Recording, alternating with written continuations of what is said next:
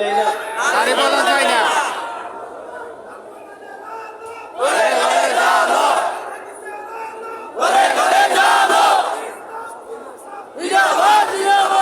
এইটু বুঝেন কেন সবাই বলেন কেন বাংলা বলেন কি চাই না? নারী প্রধান চাই না। প্রশ্ন হলো কেন?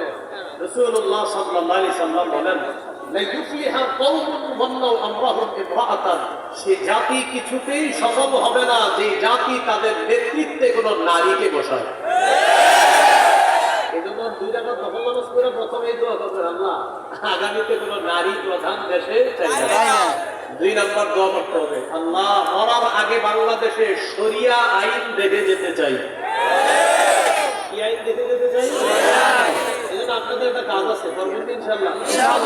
দেয়ালে লিখতে হবে, বলেন শরিয়া আইন চায় না তারা কোনো না কোনো অপরাধে অপরাধী যারা। আবার বলেন শরিয়া আইন চায় না তারা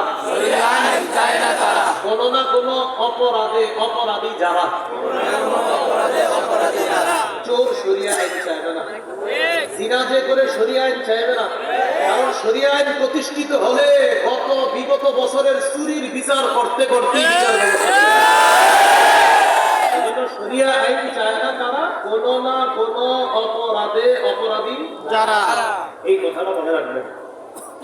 এটা হলো দুই নম্বর দোয়া করবেন। এক নম্বর দোয়া নারী প্রধানের চাহিদা, দুই নম্বর দোয়া শরিয়া আইন চাই, তিন নম্বর দোয়া বলেন আল্লাহ এমন একজন শাসক দেন, সেই শাসক মৌলিক চারটি কাজ করবে, নামাজ কায়েম করবে, যাকাত প্রতিষ্ঠিত করবে, সৎ কাজের আদেশ করবে, অসৎ কাজের নিষেধ করবে। এই চার গুণওয়ালা একজন রাষ্ট্রনায়ক আমরা চাই। এই তিন নম্বর দোয়াটা করতে পারবেন? সূরা হজের 41 নম্বর আয়াতে আল্লাহ বলেন الذين إن مكناهم في الأرض أقاموا الصلاة وآتوا الزكاة وأمروا بالمعروف ونهوا عن المنكر। আল্লাহ তাআলা বলেন যাদেরকে আমি রাষ্ট্র ক্ষমতায় বসাই তাদের মৌলিক কাজ হলো চারটা। এক নাম্বার নামাজ কায়েম করা, দুই নাম্বার যাকাত প্রতিষ্ঠিত করা। কি প্রতিষ্ঠিত করা? আমাদের বাংলাদেশ এখনো সুদভিত্তিক রাষ্ট্র। এদেশে স্লোগান দেওয়া হচ্ছে দারিদ্র বিমোচনের সুদ। আমরা স্লোগান দিব দারিদ্র বিমোচনের সুদ নয়, যাকাত।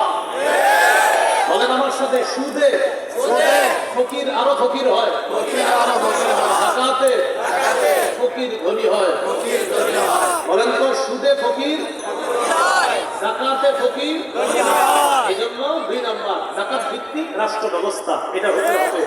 সুদ ভিত্তিক রাষ্ট্র ব্যবস্থার পরিবর্তে যাকাত ভিত্তিক রাষ্ট্র ব্যবস্থা যখন হবে, এক বছর পরে সুদ বলবে প্রিয় যাকাত তুমি ভালো থেকো, আমি বিদায় নিই। এই জন্য শরিয়া ভিত্তিক রাষ্ট্র যদি চলে, ইনশাল্লাহ দুনিয়ার কারো কাছে আমরা আর মাথা নত করা লাগবে না। যার বড় প্রমাণ আফগানিস্তান। বলেন কারা? 20 বছর আগে এদেরকে কেউ ধরে নাই, এখন আফগানিস্তান বলে গোনার টাইম নাই। আল্লাহ বুঝার তৌফিক দান করুন। যারা ছিড়া পড়ে চায় বুঝেই আরো বেশি, কোনো কারণে আসে না। আল্লাহ বুঝার তৌফিক দান করুন। এই হলো আপনার 7 নাম্বার।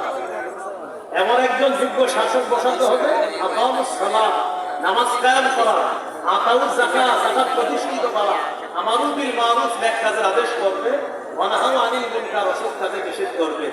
8 নাম্বার করণীয় শুরা ব্যবস্থার গুরুত্ব অনুধাবন করা।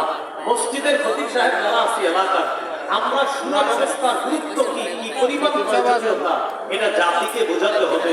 এটা হলো শুরা ব্যবস্থা। এই কথাগুলা এই সাধারণ মুসলমানরা বুঝতে হবে। আলেমরা এগুলো বুঝে, কিন্তু সাধারণ জনগণ শুরা ব্যবস্থার কি লাভ, কি ফায়দা, কি উপকার এটা বুঝতে হবে, এটা অনুধাবন করতে হবে। সর্বশেষ করণীয় বলেন শত্রুকে শত্রু মনে করতে হবে, বন্ধু মনে করার কোনো সুযোগ নাই। বলেন আমরা বারবার ভুল করবো না। বলেন এক শত্রু ছেড়ে আরেক শত্রু গ্রহণ করে দৃষ্টি থেকে বাঁচার জন্য ঝর্ণার নিচে দাঁড়াবো না।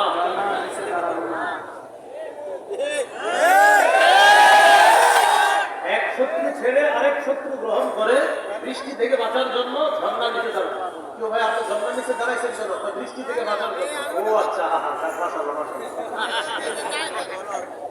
ঝর্ণার নিচে কেন ভাই? আপনি ঝর্ণার নিচে হুজুর আর বললেন না বাইরে বৃষ্টি, এই জন্য ঝর্ণার নিচে। ও আচ্ছা আচ্ছা আচ্ছা। এক শত্রু ছেড়ে আরেক শত্রু গ্রহণ করা মানে বৃষ্টি থেকে বাঁচার জন্য ঝর্ণার নিচে দাঁড়ানোর মতো বোকামি করা। আর বোকামি করা যাবে না ভাই। আন্তরিকতা বাড়ায়া মুসলমানরা 90% মুসলমানের দেশে যে কোনো মূল্যে দেখেন কোনোভাবে ইসলামী হুকুমতটা কায়েম করা যদি যায়, ইনশাআল্লাহ আমরাও আফগানিস্তানের মতো মাথা উঁচু করে দাঁড়াবো ইনশাআল্লাহ। আল্লাহ আমাদেরকে বুঝার তৌফিক দান করুন। সুবহানাল্লাহি ওয়া বিহামদিহি।